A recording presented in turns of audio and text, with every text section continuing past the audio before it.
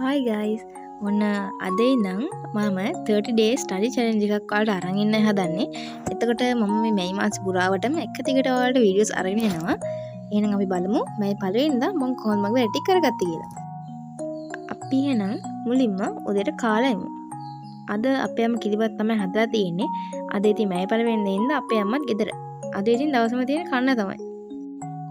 ඊට පස්සේ ටුඩු ලිස්ට් එකත් හදා ගන්නවා.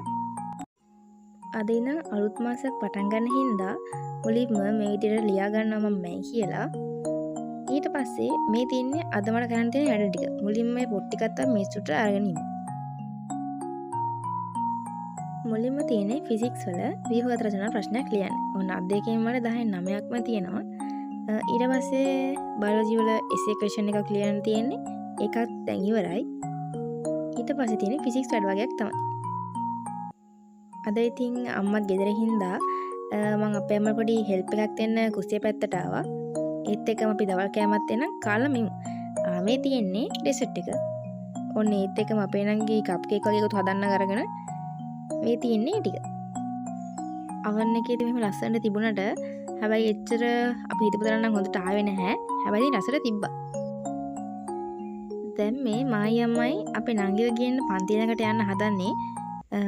මේ තියෙන අපේ නංගිලා පන්තිය. අපි ඒත් එක්කම මෙතනින් වෙසක් කුඩු වගේ එකතු අරගෙන ආවා. දැන් ඉතින් වෙසක්යත් ළඟයිනේ.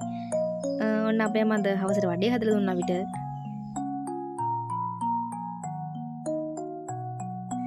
දැන් නම් හවස් වෙලා ඊයින් අපි පාන තියන්න යන්න. මම ඔයාලට පෙන්නන්නේ මම අලුතෙන් හොයාගත්ත උපකරණයක්. මේකෙන් මල් රද තමයි ලස්සනයි.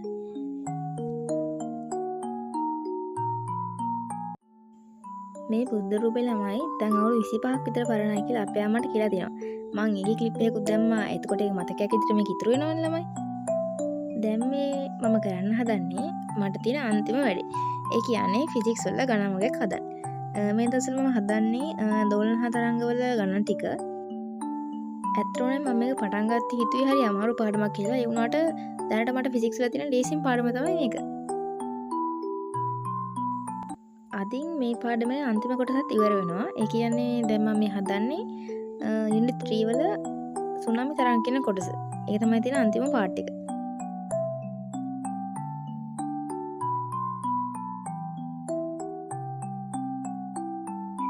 ඇත්තටම මේ සුනාමි තරංග කියන පාර්ට් එකේ අපිට ගණන් හදන්න කියලා ලොකුවට නැහැ. තීර කොටස් ටිකක් තමයි අපිට තියෙන්නේ පාඩම් කරගන්න.